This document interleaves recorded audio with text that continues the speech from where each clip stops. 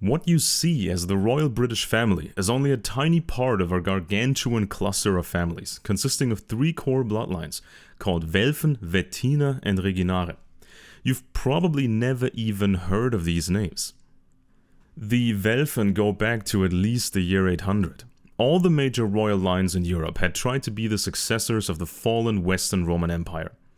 The alliance of Welfen, Wettiner and Reginare hated the French and the Austrians. In 1714, George I became the Welfen King of Britain, and this was already the age of science. With the scientific organization Royal Society and its sister organization of British Freemasonry, it was possible to transform the empire into the age of fake enlightenment. The British colonial empire became much more successful than the French and the Austrians and the Germans. Technically, the British royal family is German. Its true names are not Windsor and Mountbatten, but Hessen-Darmstadt, Schleswig-Holstein, Sonderburg-Glücksburg, and Sachsen-Coburg and Gotha. For the longest time, Germany was not a unified empire, but rather a patchwork of different little kingdoms, principalities, and so on. Some of these parts of Germany were run by Welfen, Wettiner, and Reginare. The Queen is now dead, it's a global megastory, and everyone is commenting on it in accordance to the standard political ideologies, with little actual knowledge of the aristocracy. It is common for influencers, when unfamiliar with an issue, to provide an interpretation that follows the basic lines of their ideology.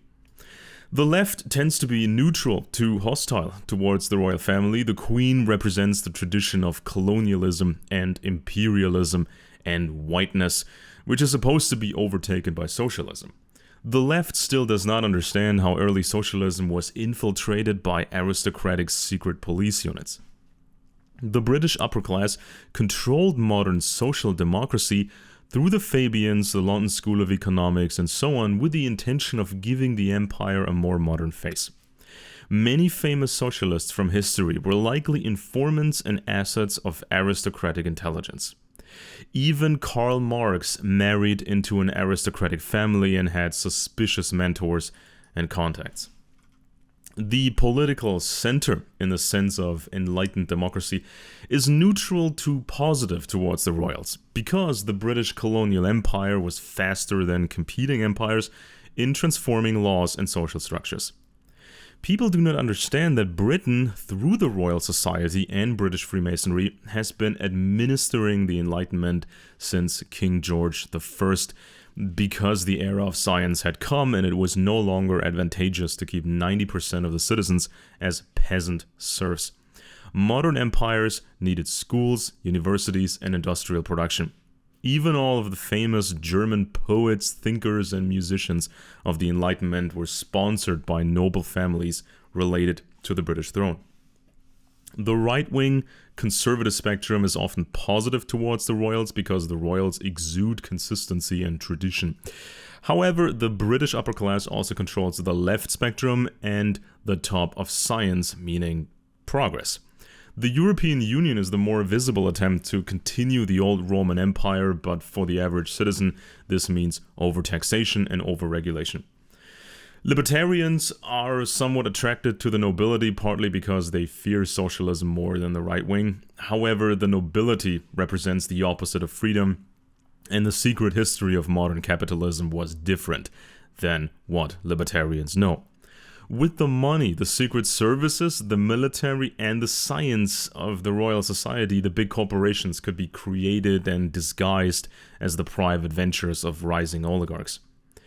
So far, the conspiracy ideologues have had a negative attitude towards the royals. Ironically, modern conspiracy literature was largely created by British intelligence a long time ago to fool their competitors in Austria and Germany and France. All of these common ideologies were more or less established during the Enlightenment phase to transform the Anglo Empire. The high-ranking privileged citizens who loyally served the nobility wanted almost no change. They became the conservatives. Poor peasants and workers who had nothing to lose wanted to change everything and became the socialists. Those who wanted to change only half of the circumstances became the Enlightenment Democrats. Just as the aristocracy could control the new fake big capitalism with its resources, it was also possible to dominate the new political sphere with standard secret intelligence methods.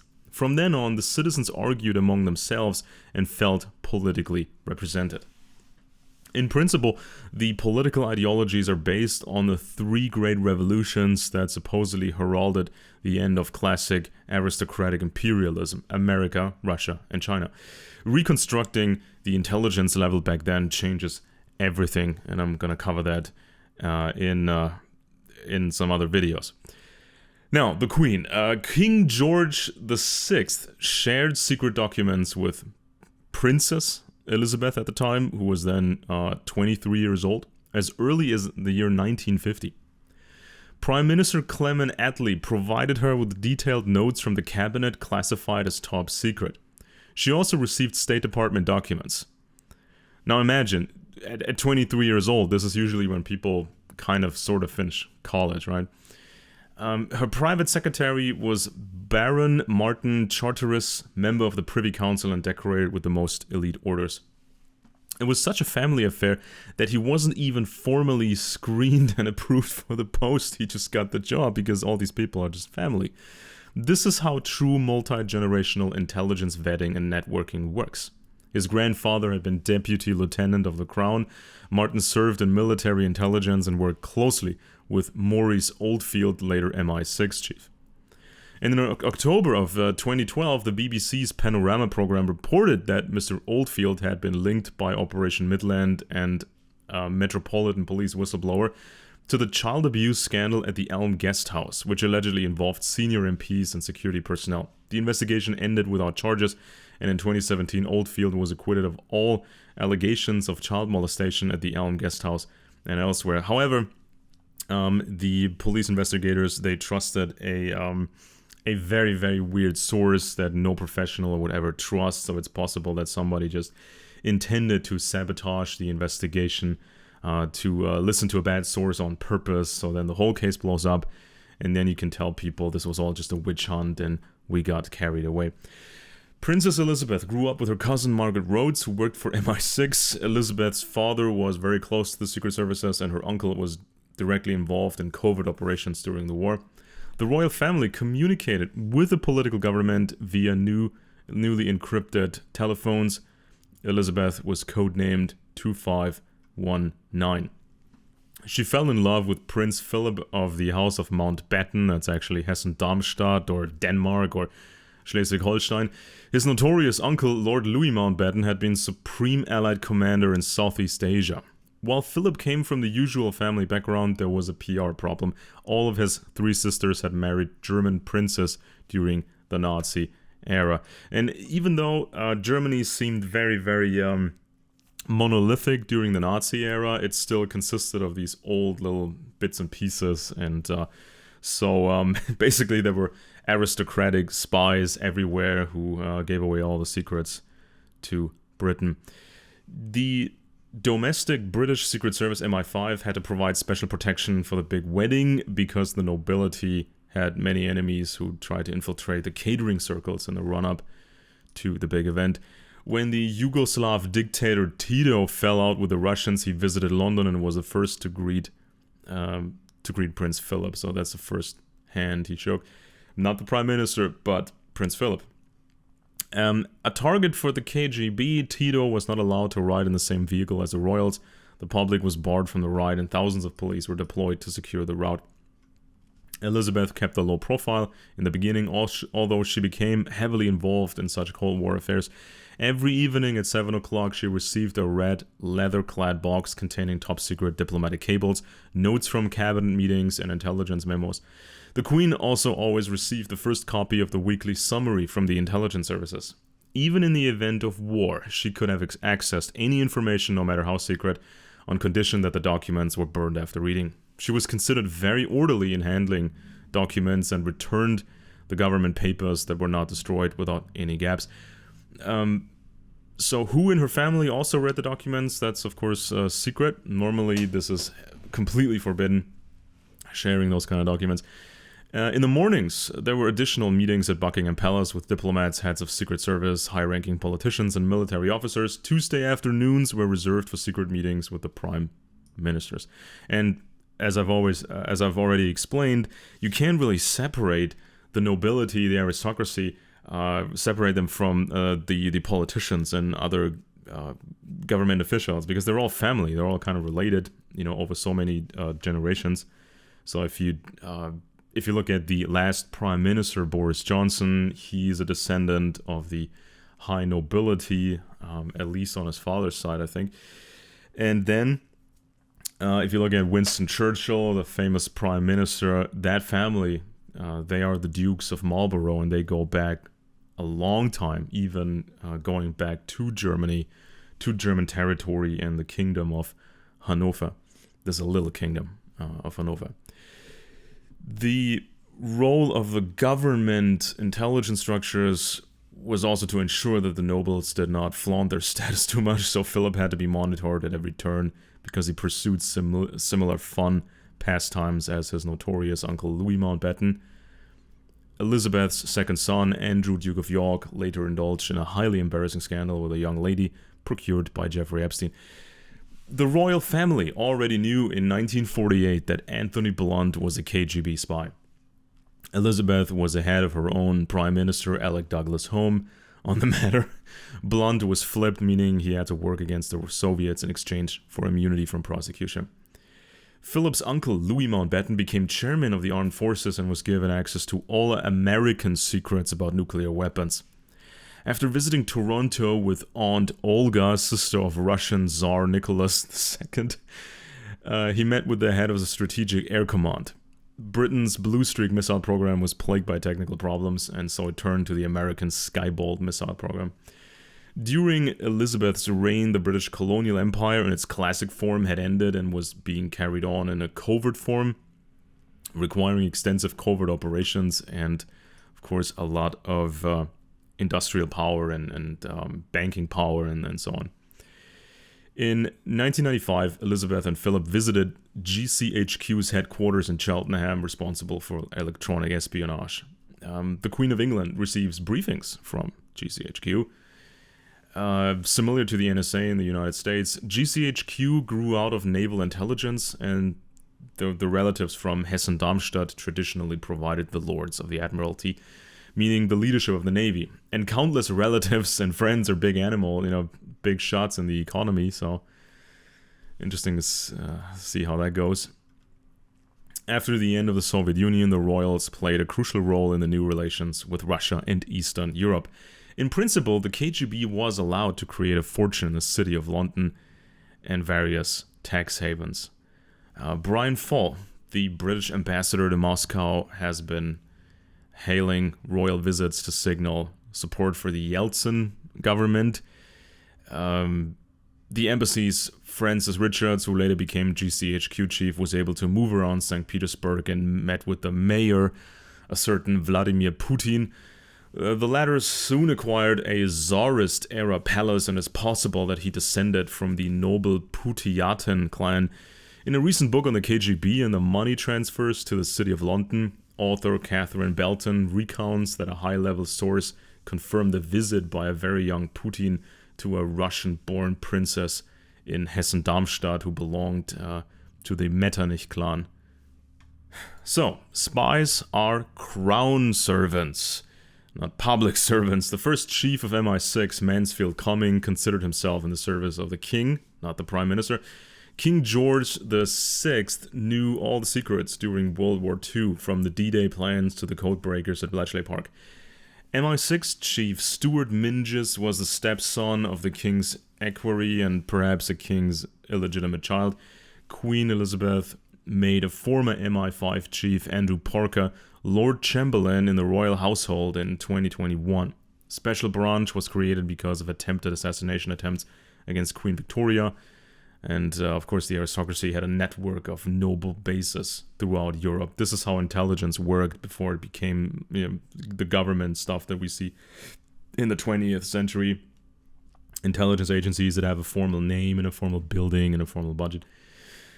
So, Louis Mountbatten, the uncle of Prince Philip, husband of Britain's Queen Elizabeth, Louis was considered a Marxist at times and promoted the Soviet Union, which was weird. Some Western politicians and intelligence officials considered him a traitor who was being blackmailed by Russia for his escapades. His real name is Hessen-Darmstadt and Schleswig-Holstein, and he was and is therefore part of the family of the Tsars. You know, the Tsarist family structures, they were not all killed, as you may believe, but most of them simply left Russia. A few of them were supposedly killed, but no actual credible bodies were found. Nothing that would adhere to modern standards of an investigation. And even the death of the last Tsar and his immediate family is highly suspicious, because the only solid piece of evidence presented was a late DNA test on some bones, which was questioned by international experts, because it wasn't expected that you would still be able to pull out that much DNA from these old bones that had been lying in the ground during over decades, and you had changing temperatures and so on. Usually DNA would fall apart into these very little pieces and you couldn't identify anybody. So there's not even a credible body for the last Tsar. It's not even hard evidence for that, according to modern standards of investigation. So if you take a closer look at Britain, it is quite clear that the high nobility controlled the Enlightenment from the start, because the old form of an empire no longer had a future. If an average of 90% of the people, the subjects, if they are peasants, serfs, and the nobility just celebrates their own rule as the official state ideology, that might work in the Middle Ages or in antiquity, but not in the age of science from the 1700s onwards. The most important vehicles for the enlightened transformation were the scientific organization Royal Society and the associated British Freemasonry, which had been constituted by King George I in 1717. A modern empire had to make the ruling power structures appear complicated with intricate political front organizations. Citizens should have the impression that they are being represented politically by politicians and parties. You could pick one of the ready-made ideologies and you could loudly and publicly complain about everything. Citizens should be angry with the representatives of an opposing ideology.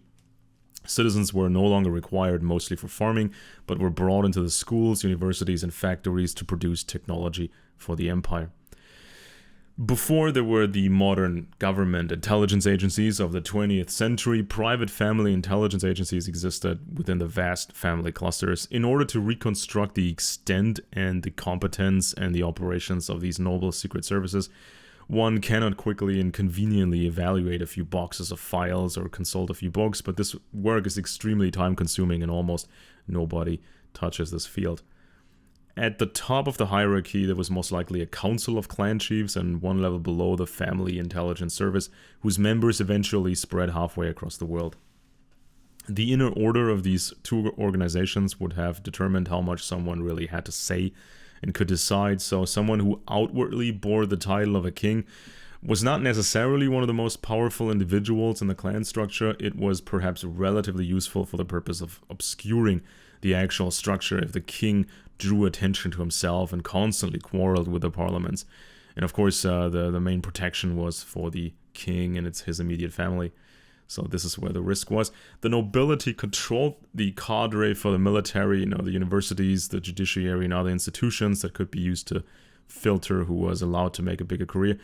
It is noticeable that the older high nobility repeatedly used younger, lower noble families and also non-noble families over generations, which had to prove themselves over and over again. Winston Churchill, for example, can be traced back to the Dukes of Marlborough, who faithfully served the Welfen for centuries. And we know this principle from 20th century modern intelligence agencies, that they use background checks on newly recruited agents going back 2-3 generations. So you can't really separate politicians from the aristocracy in Britain. So, and if you're looking for highly critical, investigative literature about the power of the British royal family and their extended family, you practically won't find anything. So you either get something that's scientific or you get something that is critical. both at the same time almost doesn't exist. So, for example, the book War of the Windsors, A Century of Unconstitutional Monarchy, provides some background but does not constitute a systematic examination of the larger royal power structures. There are some decent critical works on British colonialism, but without revealing the vast intelligence background. So a lot of overly positive and trivial things about the Windsors are printed. For a long time, I avoided older history because when you don't have a lot of files, when you don't have video evidence, when you don't have audio recordings and that sort of stuff, then it gets really, really difficult to reconstruct older intelligence structures and intelligence operations. But this is a painstaking process that you have to make, that you have to do, because otherwise you don't really understand the age of enlightenment and socialism and democracy and that sort of stuff. And so I will explain a lot more about this in upcoming videos.